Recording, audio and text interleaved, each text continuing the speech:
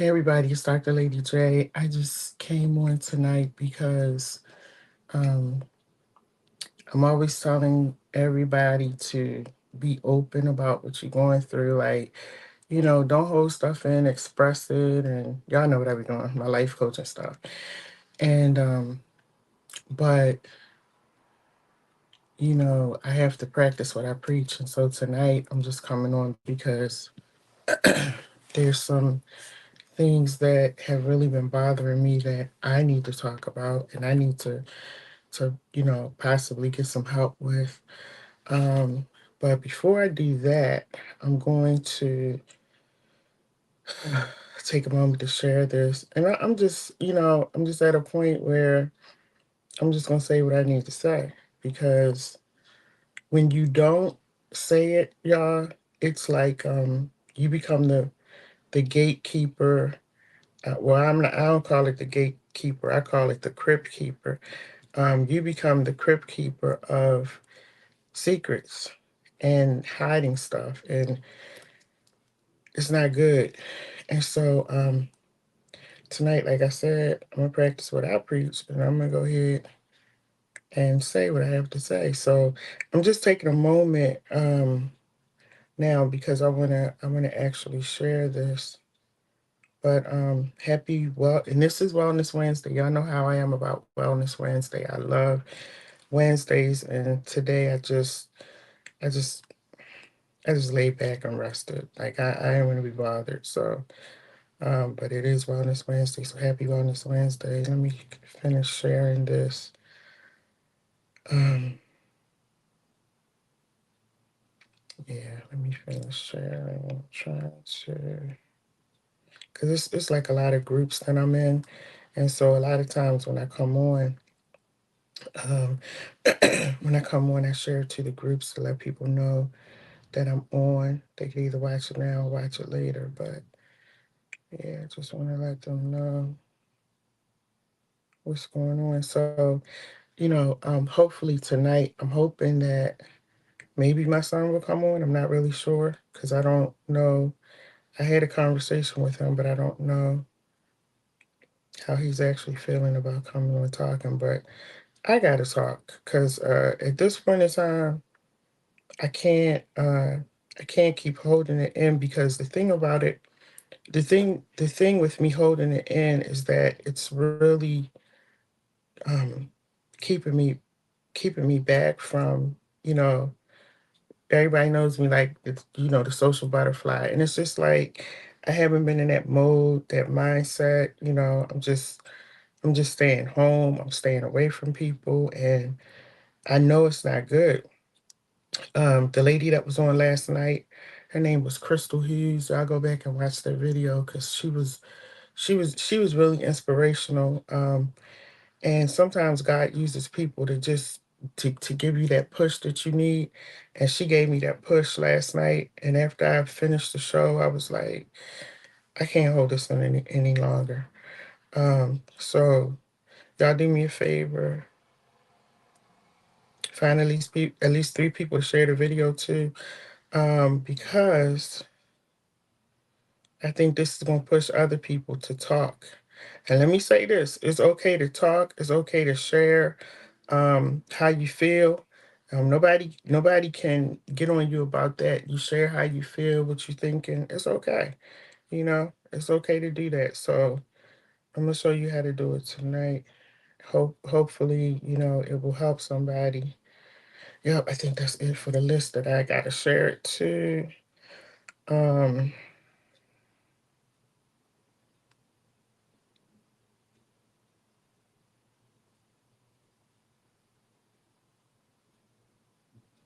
Let me see.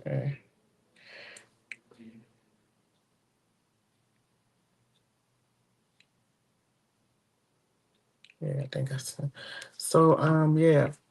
So just do me a favor and please share. And then let me read this comment from who's this comment from? Hey, pushing forward. Thank you for coming on. Y'all do me a favor, make sure you share. I'm gonna go on my messenger list while I'm talking. But so tonight I want to talk about something that has been going on that's really been um, that really has me in a state where I'm questioning stuff. I don't want to be involved. I want to don't want to deal with certain people anymore. Um, and so I'm gonna give people a few more minutes to come on. But one of the things is that I do want to say this. I said this year that I was not going to let people come in and uh, take advantage of me. I gave two people a chance. What did they do? They came in and took advantage. So, I'm gonna have to really be a different person when it comes to people. And some people may not like it, but that's just the person that I'm gonna have to be because I'm tired of people you come to me for help and you come to me, for certain things, or you want to do a show or you want to be on a program. And next thing I know, you didn't went off into the sunset. No thank you, no nothing, no acknowledgement, no nothing. And not that I'm looking for it, but I think most of our parents have taught us how to say thank you. Or if you have something going on, I don't get it. Like, so I'm just gonna be a different person when it comes to that. And this whole thing that's been going on this year has just really pushed me into a whole different mode and mindset when it comes to people, especially black people. Yes, I said it, especially black people, because we don't do each other right. We don't. We don't, and we'll take advantage of each other. But if you were with a white person, you wouldn't do it. So I'm like fed up right now. I'm tired of that. So I just wanted to say that. And let me get into what I want to talk about tonight because this is like really serious. So I'm gonna start at the beginning. Y'all stick with me. If you have any questions or comments, please feel free to put them in the chat. So y'all know earlier this year, February, actually February 16th, my beautiful granddaughter was born. She was born early. She was not due until April. She weighed 2 pounds. And um, things took a turn. And she passed away on the 20th. That was my son's first child, my first granddaughter, his girlfriend's second child. And, I'm going to be honest and say that I'm still grieving about that. I'm still grieving. But I'm trying to get through it. Um, so when we found out that his girlfriend was going into labor, and I just want to backtrack and say this as well. Um, his girlfriend is Mexican, so she had been having a few problems with the pregnancy, and when her and I finally sat down, we were just having a little conversation, and she started telling me the stuff that she was going through, and I'm like, what, and we all realized at that point that the doctors were not giving her the proper care. This is what Crystal Hughes and myself were talking about last night. When it comes to race, to insurance, sometimes they don't care about us. And when I started hearing some of the stuff that my son's girlfriend had been going through, it really hurt me because I just wish I had known sooner, because I would have ripped those doctors' heads off. Um, as a result, she really didn't get the care that she deserved. Her being whatever her nationality, it shouldn't have mattered, but that's what it came down to. Um, and I worked in the medical field for 25 years. I know what they do. I know how they act. And that's why when she was sharing it with me, like, I've seen that several times. Never thought it would happen in my life. So, so the baby comes early. We go to the hospital, and I told my son, let me call the school because I don't want you to, get in trouble and things. Let me just call and tell them that you're not going to be able to come in. So I called the school. They said, oh, oh wow, congratulations, blah blah blah. We're so happy for him, and let us know. Uh, Oh, somebody said go out and come back in. All right, let me see something. Let me know if you can hear me, because I really am going to have to start this thing over again. Because somebody sent me a message. Can you hear me now? Let me, matter of fact, I can do this. Hold on. I don't know why the connection is bad. Go out and back in. It's too much work. Wait a minute. Hold on, y'all. Let me check something.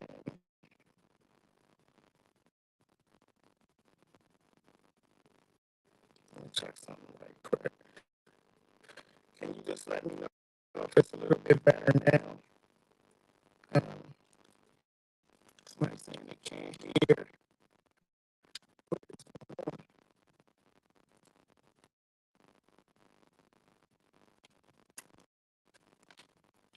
Can y'all hear me now? Is it better?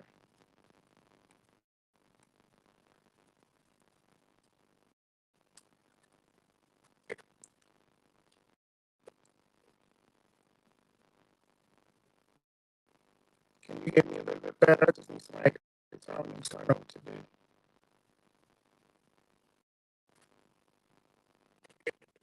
All right, let me go. Y'all don't go anywhere, and please come back because you got to hear the rest of this. So let me go out and come back in. I don't know why it's doing that.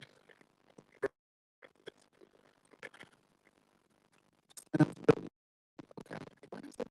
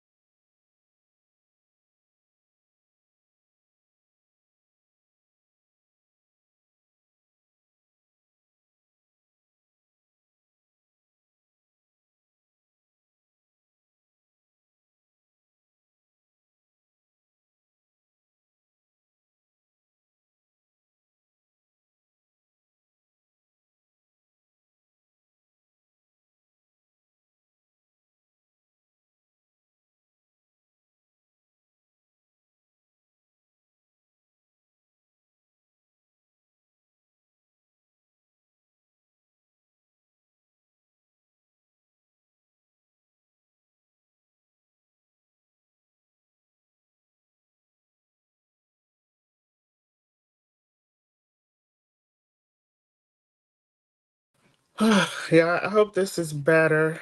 Um, let me. Yeah, I hope this is better. I had to go out and come back in, but so anyway, let me get back to it.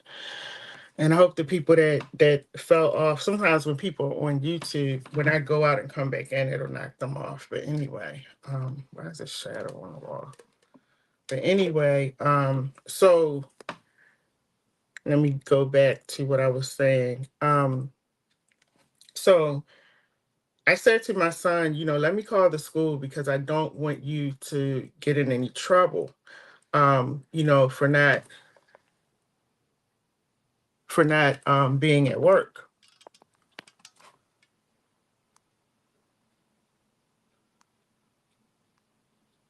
Oh, thank you, pushing forward, much better. Thank you so much.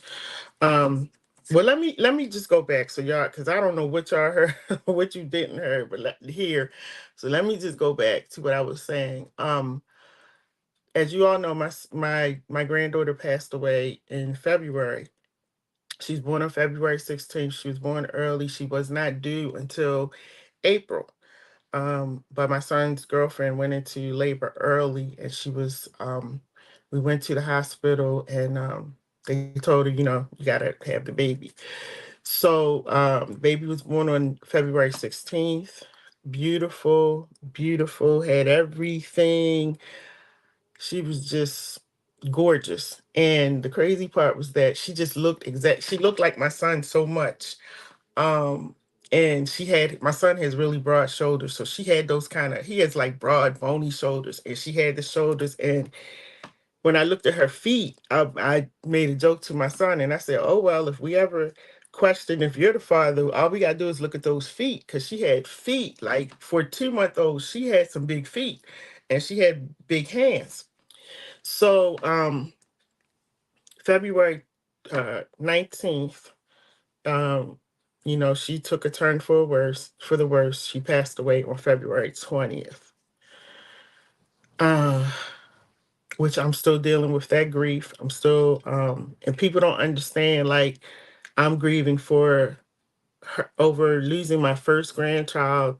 All the things that I had planned, I had cleared my schedule because I knew she was coming in April. So I was telling people I can't really do anything because my granddaughter's coming. I'm gonna try to do all of this without crying, y'all. Um, and then it was my son's first child, his girlfriend's second child, and both of them are young. You know, I learned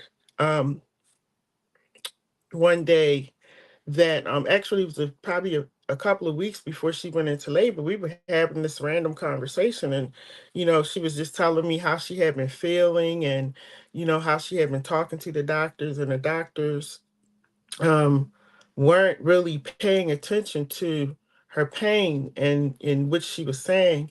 And so as she was telling me what happened, it immediately made sense to me because she's Mexican.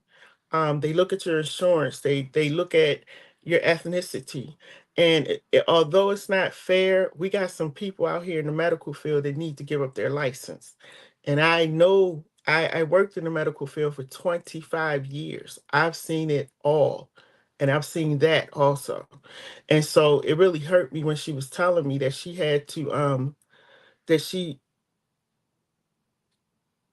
that she had to go through that. This was a couple weeks before the baby was born. Um, so then the baby, she goes into labor. And, so as a result, my granddaughter passed away. My girlfriend's, my son's girlfriend is Muslim. So the next day, um, they had the funeral, and I don't want to disrespect it. I think they call it a funeral. I'm not really sure, but I was just so out of it that day. I don't even know. But we had the service. We had the burial. This was the next day after she passed away. I'm still trying to process that she was gone, what happened, why, because in my mind, they told us that she'd probably be there for a few months and then she'd be coming home. So I told my son again, after they had planned that, I said, I'll call your school to let them know that you won't be in, and to find out, how they want you to do moving forward. What do they want you to do? And so called the school.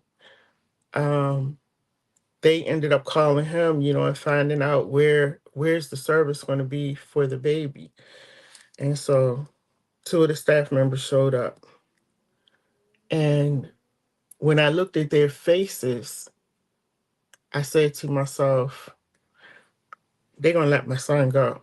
I just knew it because I looked at their faces, because he's at a religious school, religious private school. He's the athletic director. And you know how you just have those feelings, like as a mom, like you can feel it. And I read body language, and I'm looking at their body language, at their faces, and I'm saying, Lord, please don't let him go. But it's just this feeling. Came home that night, I was praying, I was crying, I'm just all over the place. And I'd even said something to my son about it at the cemetery, but he was like, Mom, it's gonna be okay. I talked to them, blah, blah, blah. And the thing about it, this was my son's first real job, and he'd been there for 3 years, had totally revamped their sports department, had all kinds of stuff going on. He's also a graphic artist designer, and he had made logos and everything for the school. So he got a he got a call to come back in, and if he's watching, I hope that he comes on. I'm not sure if he will. We talked today, but he got a call from the school, to come in. So he was thinking, when he went in and he said to me, I'm just gonna, you know, I want to go to work, but he just wanted to know, do I take medical leave? I mean, bereavement leave, or do I take uh FMLA? He just wanted to know. He goes to the school, and they basically tell him that uh they're going to put him on leave right now, and they are sorry that he lost his baby. Now, mind you, this was the day after the funeral. And they said, we're sorry you lost your baby, but we're going to put you on leave. Basically, because they needed to decide if they were going to keep him at the school. And when he told me about it, I was just like, wow. And I'm going to tell y'all why I'm saying wow. Let me finish what I'm saying. I'm going to tell y'all why, because that's the part I'm struggling with. So they gave him a date for the following week. You come in on Tuesday, following Tuesday. We're gonna let you know what we want to do. Tuesday, he gets a message. We're gonna move it to the next week. So we're waiting. We're waiting. He The next week comes. He gets a message again. We're gonna go into the next week. So we're waiting. So finally, they give him a date. He goes in, and I'm praying hard at this point because I'm feeling like, you know what, they about to mess up my son's whole life right now. Not you're not even looking at the fact that this was his first baby. He's grieving. Him and his girlfriend are grieving. She's just getting out of the hospital. Like, can they heal? Can they grieve? So that day that he went in, they basically told him he wouldn't be working there anymore. And that was in March. And so the way I feel like they tried to, because when they know that you're young and you inexperienced about how stuff works, they'll just go ahead and do what they want to do. Had I been there, it would have been a lot of questions because you're not gonna just push me aside like that. But they basically told him that um because his they first of all, they asked him if he was a Christian. Then they asked him, was he we were raised Seventh Day Adventists, for those of you who don't know. They asked him, was he still Adventist? Did he still believe in it? He's like, yeah, what? Um, you know, again, that's like I said earlier, his girlfriend has a son who's 7 years old, and they're asking him, is that your son? What does that have to do with him being at the job? I'm not even understanding. And so I understand that private schools have their beliefs, and they can do whatever, but my the way they did it was very cold. Um, I felt like there was some jealousy going on because he had come in and he had, he's like me. If you ask him to do something or change something, he's just totally laser focused on that. He's not getting caught up in anything. And so he just went in and he just changed the whole program. And the kids loved him. He was like the favorite teacher at the school, the only black male at the school, but he was, the favorite teacher. So, they basically told him that you can come to work, but we're only going to keep you till June, or either you can just go home and we'll pay you until June. And like I told my son, they did that to keep you quiet because they don't want you going to an attorney and talking about it and all this kind of stuff. So they said they'll pay him until June, which they have been doing. but my son has not worked since March. And my son went to work every single day, wasn't late, wasn't nothing at the school. I know because when he moved out there, I was staying with him to help him with the apartment and, get stuff together. So I know. And I know my son. He when it comes to work, he's on time. So I told my son, I said, like I'm just I'm having a hard time because I'm watching my son struggle. Uh I am grieving over the loss of my granddaughter. I'm grieving over my son because he lost his first child and his girlfriend, they lost their child. Um I'm upset at how they treated her, you know, not giving her the proper care, not even caring about the baby. You just straight up don't care because where she lives at, I know that was a problem. It's her nationality and her insurance. And so it's really been bothering me how the school has handled him because when you talk about upholding the standards of the church of God and all this kind of stuff, you gotta correct everybody. Okay? You gotta correct everybody. And what's really bothering me right now is that I'm a chaplain. So I get a lot of phone calls from pastors' wives, from women at the church, from parents at the church. And these pastors are doing all kinds of stuff, sleeping with other women, running around, doing this, doing that, messing with children. And what they get is promoted to the next church. And that's what I've been like holding in because I'm like, you supposed to be up, you so much upholding the standards of God and the standards of the church, and you questioning my son about if he believes in the faith, if he's a Christian, if you asking him all these questions, but at the same time, the church is not asking the pastors any questions. And I see y'all pastors on here, you preaching, you teaching, and you posting your pictures and you doing this and you doing that at the church, and I know what y'all doing. I just can't say anything because all of what I'm hearing has to be kept in confidence.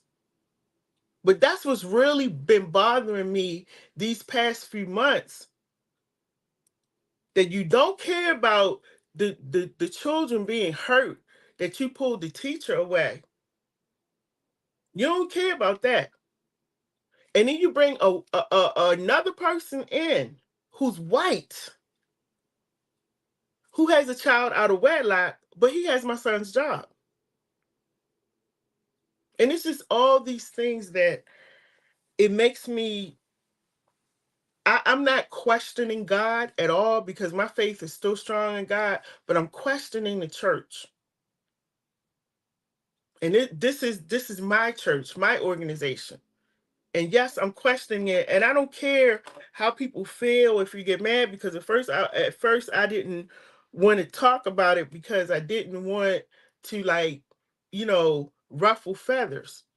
But at this point in time, the way my son has been treated, and the day after he buries his daughter, you're like, we got to talk about if you still going to be here. You spend 1 second talking about, oh, I'm sorry you lost your child. But it is a known fact that these pastors, these men, do all kinds of dirt. You coming in and out of what's those places called? Strip clubs. Then you going back and you preaching at the church, you doing Bible studies and you doing prayer service and all these different kinds of things. And I'm gonna tell y'all something. Y'all pastors, if y'all listening, because I know y'all be listening to me. I know you do. Y'all pastors, keep playing with God. Keep playing with him.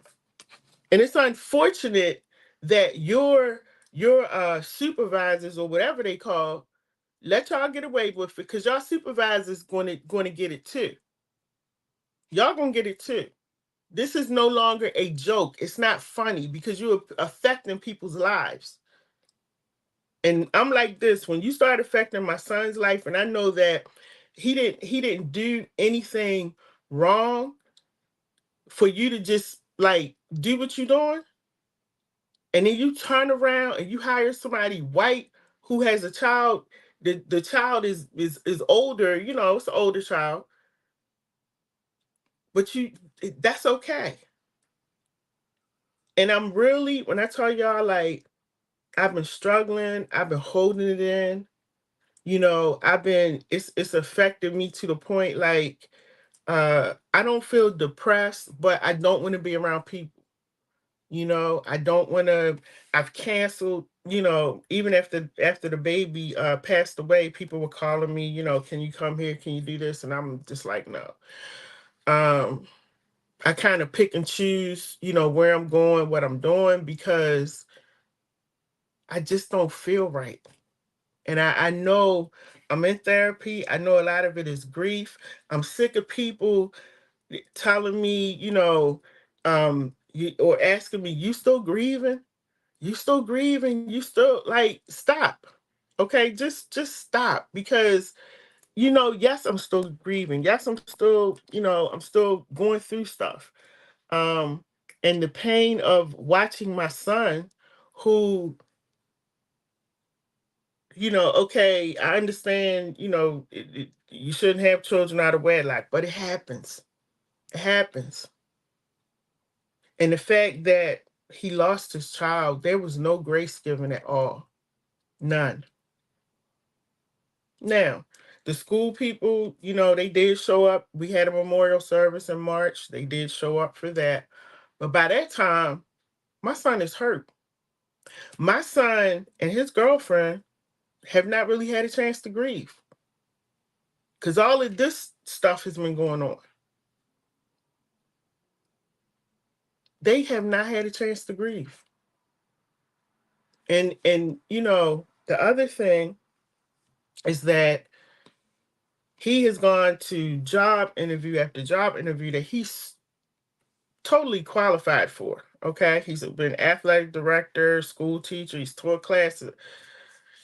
And he'll call me, mom, like, this interview went really well. I'm so excited. They really want me. They said they checked my references, they're gonna call me back. There's no call. This has gone on for the past, I don't know how long. Now I'm starting to wonder if they're giving my son a bad reference. Because again, like I said, I worked in the medical field. I hired, I fired. I was the manager, the supervisor of clinics.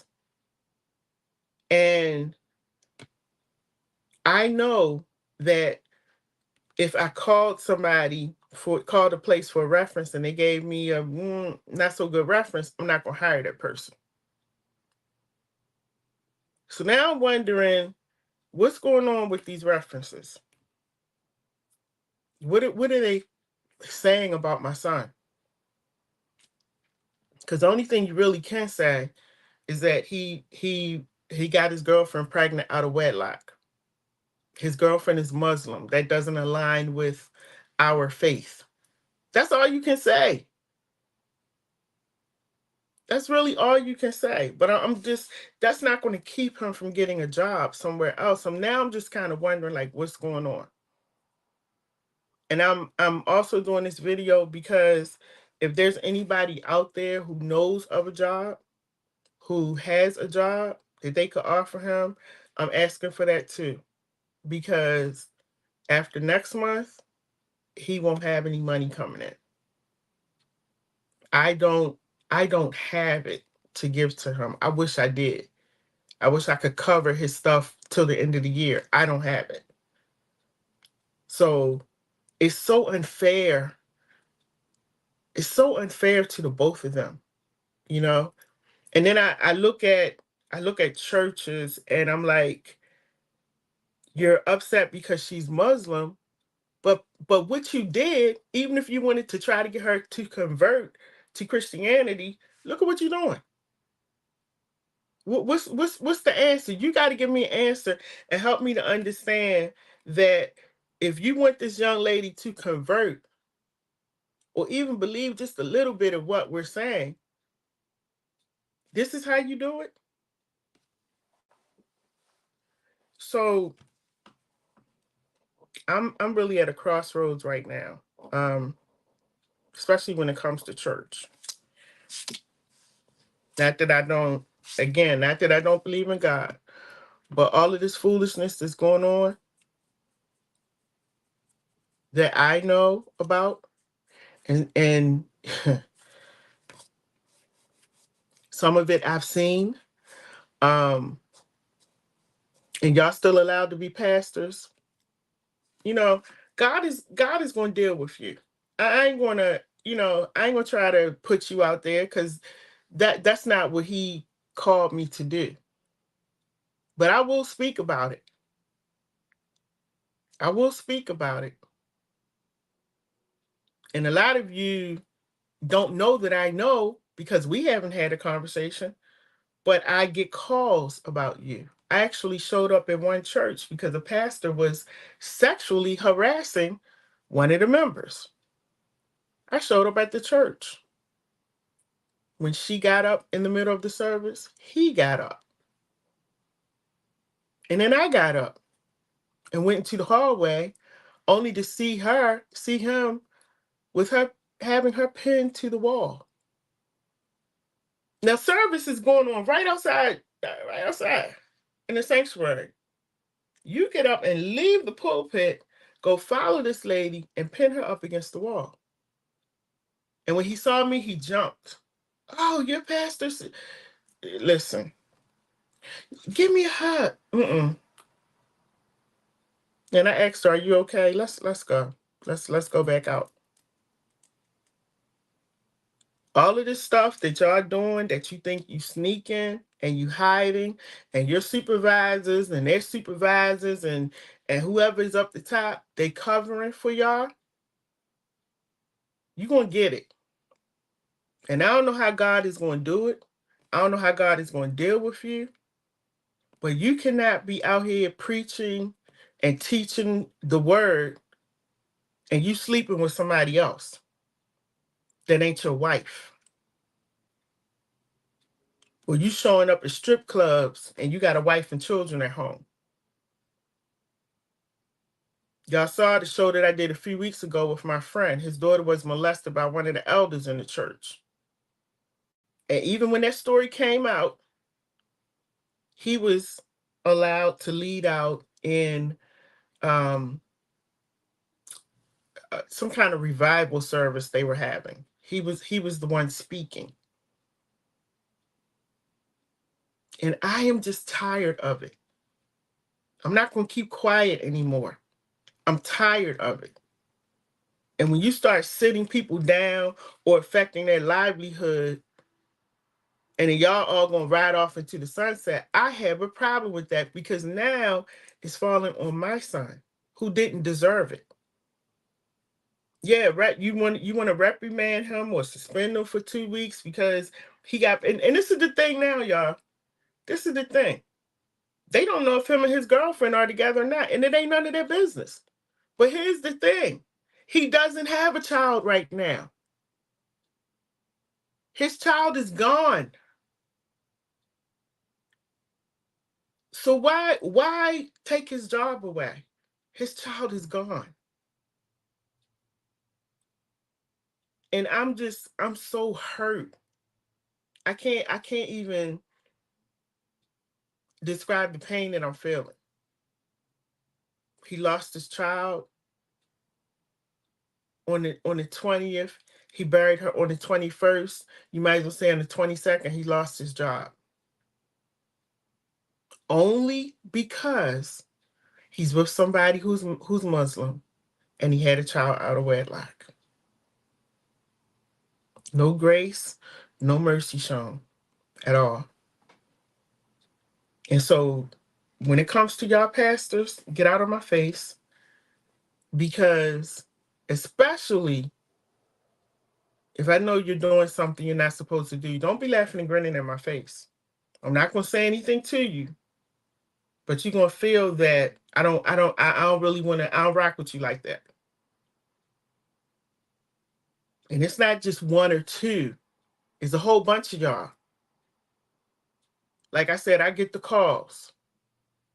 I hear the tears and the pain that you putting your wife through. And it needs to stop. But see, as long as they have people over them who's supposed to be reprimanding them and sitting them down and all this kind of stuff, as long as they have people over them who are willing to push them on to another church because they feel like, oh, let me take them out of this church before they find out, and let me push them to another church. And then y'all get on social media talking about, oh, thank the Lord, I'm being sent here or I'm being sent there, and everybody giving y'all likes and thumbs up. It's a shame. Y'all scamming people. It's a shame. And it needs to stop. And at this point in time, anybody from the church, don't text me and tell me, you shouldn't have said that or you shouldn't have done it. Stop. Because we got to stop covering for these people. You cannot preach the word to me and do Bible studies and all this kind of stuff with me, inviting me to this event and that event when I know what you're doing. See, some people don't know what you're doing. But somehow, in some way, you get to keep your job, your quality of living. You get to keep everything. Everything. And you totally dishonoring God. Most of y'all sleeping with other people. That's not your wife.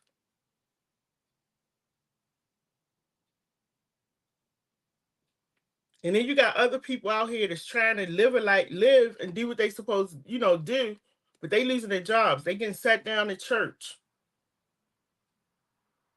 And I'm tired of it.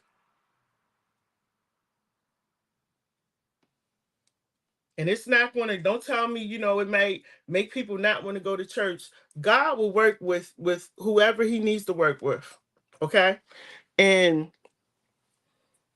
God will guide and lead people. But God ain't going to guide and lead you into foolishness. How about that? And so I'm just asking y'all to pray for my son, pray for his girlfriend. Her son is my grandson. I call him my grandson because she's a part of my son's life. um you know so if her son, he's 7 years old, he a part of my life. And so and this was the thing, I had talked to both of them, when it happened, y'all should have done this differently, couldn't you have waited? We had that conversation and we moved on. I'm not going to keep punishing my son and punishing him for what he did. And I find a lot of times when it comes to church, it's just a constant punishment and punishment and punishment. You get punished for, at the school. Then people at church talking about you, or they questioning, or they talking behind your back. It's a lot. And then we wonder why our young people don't want to go to church, why they don't want to be a part of this, why they don't want to be a part of that. To me, I get what they're saying. It's a private school. You got somebody pregnant out of wedlock. Maybe you might want to say that's a bad example for the children at the school. Probably half of the children at the school was born out of wedlock. Because there's a lot of single parents there. But okay, that's what you believe. I understand. But then I also feel like God wants us to sometimes give grace. But to save face, y'all thought it was better to do that to my son. And it's the one thing I'll say about my son, and not just because I'm his mom. My ex will say the same thing. He never, when I say never, ever gave us any trouble. Ever. And I just, that's why you'll see me sometimes posting like he's such a gift because he never gave us any trouble. Whatever we told him to do, he did it. Whatever. And even now he's 28. He always making sure I'm good, making sure his dad is good. Like he's never giving us any trouble. So it's just hurting my heart to see somebody treat him like that. And yet you got all the regards in the world. I'm talking about the school. You got all the regards in the world for the pastors that come through. My church organization, y'all got all the regards in the world for the pastors. You hold them up here, even though you know about their dirt. But you've decided that you're gonna be God and you're just gonna forgive them and let them keep on going.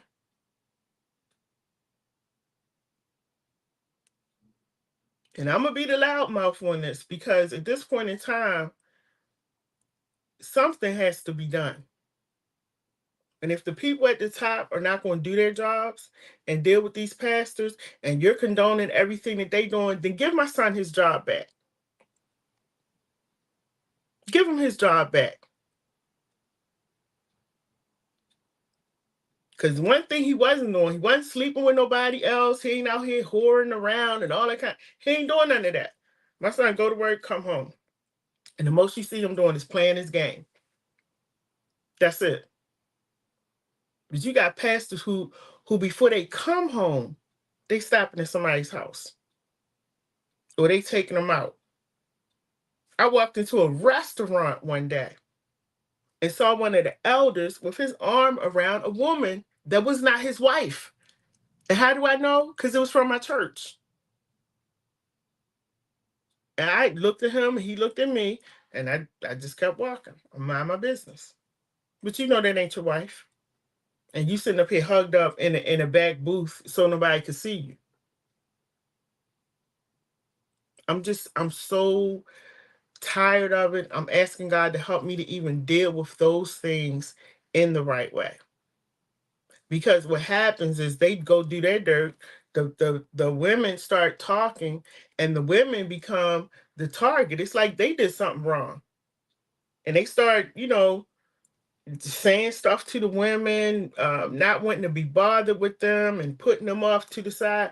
But this man can lay and open his legs and do whatever he wants to do, and y'all cool with it.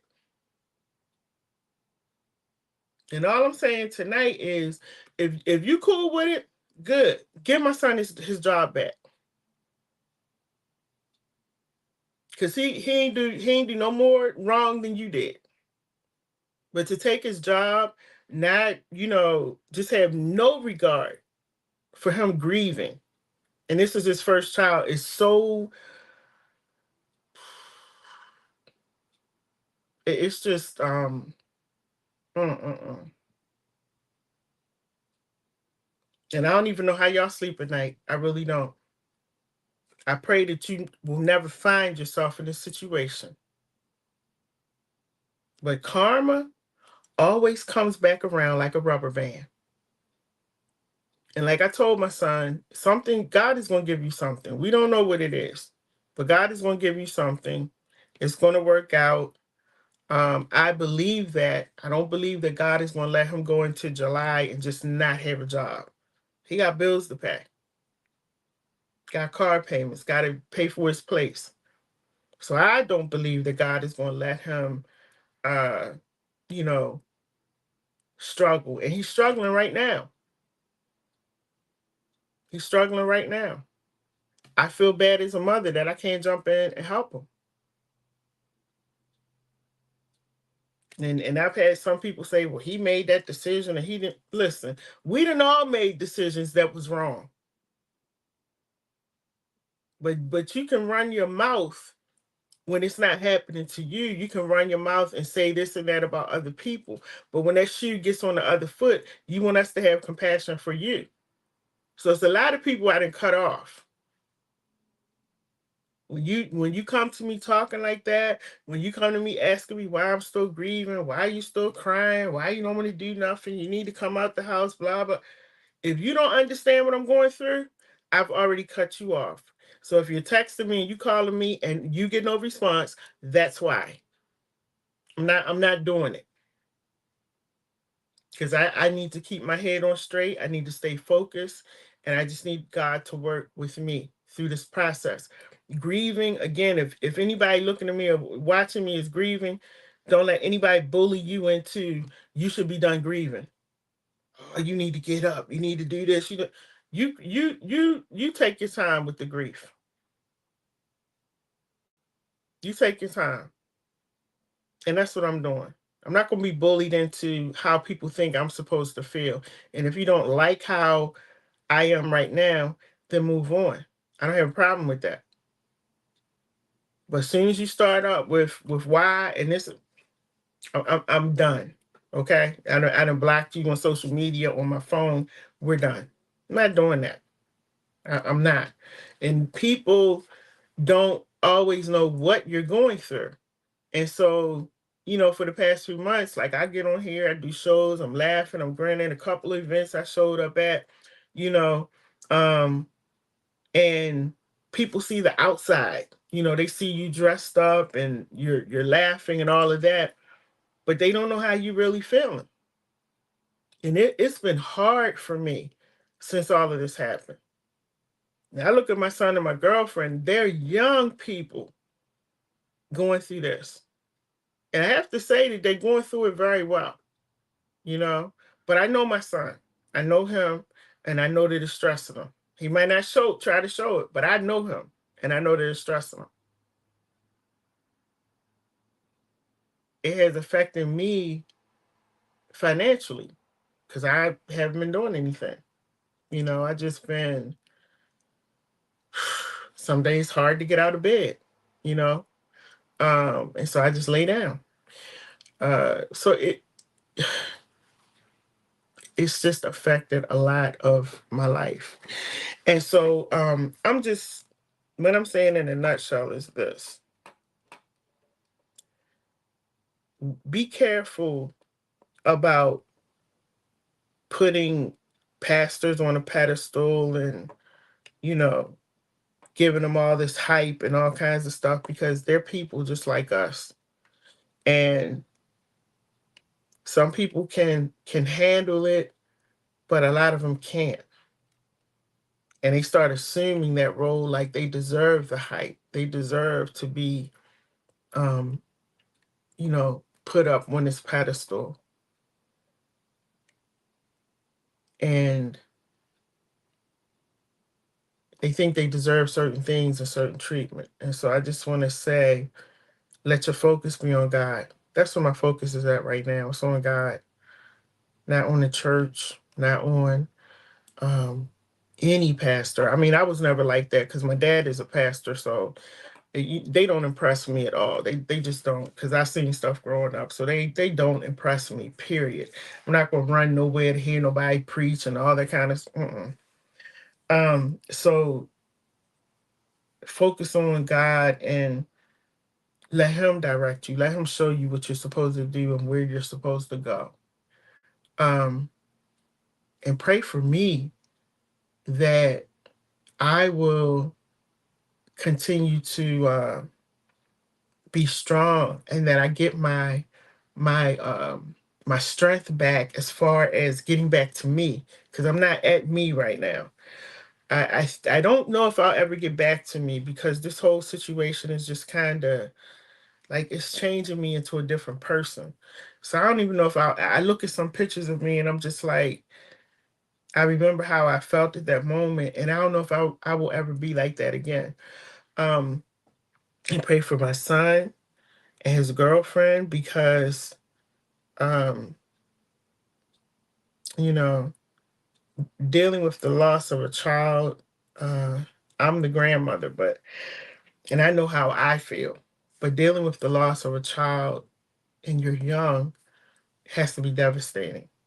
And just not having the time to even grieve because all of this other stuff is going on. So pray for them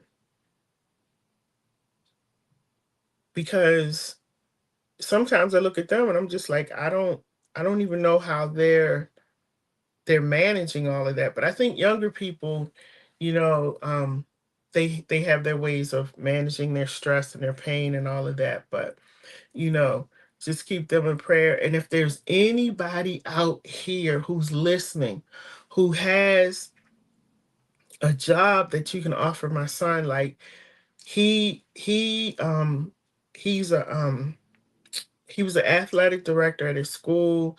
He's also a personal trainer.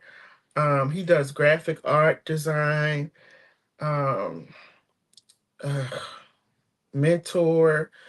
I mean, he has his resume. I don't have his resume is in front of me, but just telling you some of the stuff that he's done. And if you know somebody, like I've told him, where to apply at schools and stuff, and he has. But like I said, they haven't called back. Um, and these are jobs that he's definitely qualified for. So if you know of somebody that is like a hiring manager where we can get the resume directly to them, please let me know, and I'll pass on the information to him because it's going to be June soon, and after June, he won't have a job, and I'm telling y'all right now, that's going to crush me because I'm not going to be able to sleep knowing that my son doesn't have a job or income and all of that. I'm asking God right now to just kind of help me um to deal with all of this stuff that's coming out of nowhere. So, those are the things that he's trained in. He's also worked with special needs children, like, children with autism and um ADHD, that kind of stuff. And so he has experience in that, teaching classes. And so, if you know of anybody, like I'm not one to say, just tell me where to sign up. I'm asking you, do you know the manager? Do you know the people that hire people? So we can just go right there. And like I told my son, and I'm gonna tell y'all this too. Don't, when you go to these places to be hired, or when you're trying to get a place to live, to rent, or something like that, and your credit is bad, or something happened at work, and it wasn't directly your fault, but you were in the line of fire. Be honest with people. Everybody that was honest with me when I was hiring, and they told me what it really was. So when I called that place to get a report on them, I already knew. And the thing that drew me to hire that person sometimes wasn't their skills. It was because they didn't lie. And they were upfront and say, look, this is what happened. And I've done that over the years. If there's jobs I walked away from. And when I went to apply somewhere else, I said, look, let me be honest with you. I walked away from this job because of X, Y, and Z. So if you call, they're gonna tell you that I walked away.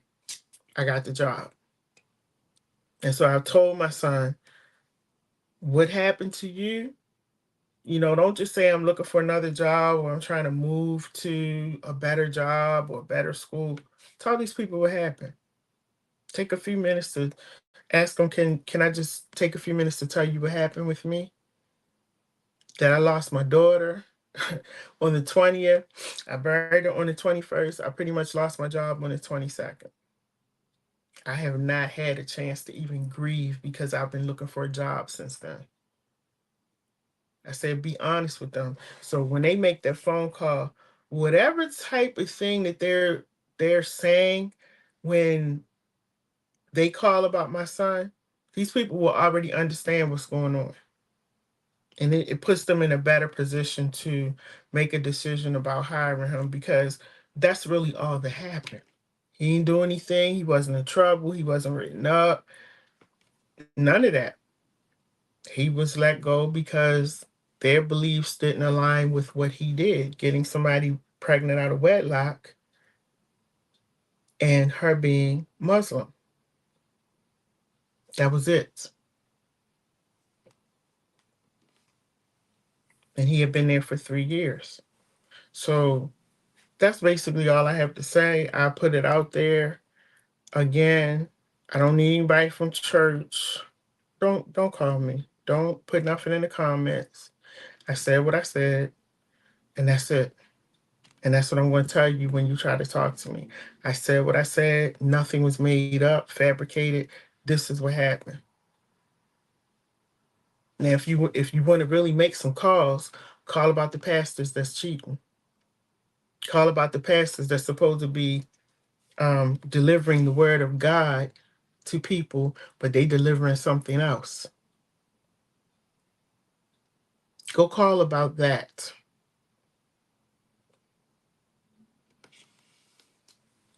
So y'all have a good night. Thank you so much. I put my Cash App on there because if anybody wants to donate something, I'm actually going to give it to my son. Yeah, I just don't have it. I really don't. I don't have it to even help him at all. Um, so if you want to donate something, I'm gonna I couldn't remember his Cash App, so I just put mine on there and I will pass it on to him. But again, y'all can y'all can actually DM me or just put it in a message like to call you or how I can reach you if you know somebody that has a job. It doesn't have to be in Baltimore. It could be PG. He got a car, okay, so he can drive wherever it is. So if you know of any places, please let me know. Like I'm serious. Like I'm begging to please help me. To help him find a job and pray for him. Because I don't want my son to have any bad feelings when it comes to church. I don't want his girlfriend to feel like we're just a bunch of misfits over here in Christianity. But we gotta do better. We gotta do better. We want people to come to our church. We gotta do better. And it comes from leadership on down. And if you at a church and your pastor doing something he's not supposed to do, and he's sitting there, I mean, you still sitting there, you're wrong. And you're gonna follow him straight where he's going, and that's the house fire. So pray about where you at. Ask God to reveal to you, is this the place I'm supposed to be in? Is this the leadership I'm supposed to be under? Because sometimes you may never know. And that's why we got to pray and ask God for discernment. Because God will open your eyes wide so you can see if this is where you're supposed to be. He's opened my eyes several times at different churches, and I got my little purse and got up and walked out. So anyway, y'all, I know it's late, but do me a favor. Also, please share this video. My phone is already turned off, so don't try to call me. I don't need any speeches or any advice. I'm just sharing, and if you got a problem with me sharing, just leave it at that. Okay, I can't I can't. So share this video though to at least 3 or 4 people. I want to say thank you to Crystal Hughes because Crystal Hughes came on last night. Y'all go back and check out that video. That woman, oh man, her daughter passed away. They were trying to take the baby's organs, and when she was talking and saying stuff, it just reminded me of that day of being in the hospital, and there was so much going on.